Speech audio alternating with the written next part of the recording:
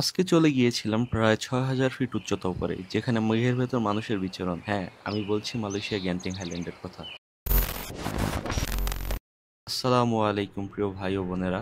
বেশ কিছুদিন যাবৎ কোথাও ঘুরতে যেতে না পেরে খারাপ লাগছিল। তখন আমার দুই বন্ধু জানালো তারা ঘুরতে যাচ্ছে। তখন আমিও পেছন ফিরে না দেখে তাদের সাথে রওনা হলাম গ্যান্টিং হাইল্যান্ডের উদ্দেশ্যে। খুবই চমৎকার একটি জায়গা, মেঘের ভেতর, যা সমুদ্রপৃষ্ঠ থেকে ৬,০০০ ফিট উচ্চতায়।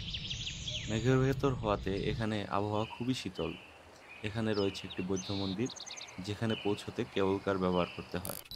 এই মন্দিরের নাম হচ্ছে চিনসিউ কেপস টেম্পল। বেশ কিছুক্ষণ মন্দিরের ভেতর ঘোরাঘুরি করার পর সেই কেবল কারের সাহায্যে আবার পৌঁছে গেলাম একটি থিম পার্কে, যার নাম হচ্ছে স্কাইট্রোপোলিস ইনডোর থিম পার্ক, যেটা ছিল আমাদের গন্তব্যের শেষ স্থান। এছাড়াও আশপাশটা ভালো মতো ঘোরার পর আমরা রওনা হলাম বাড়ির উদ্দেশ্যে।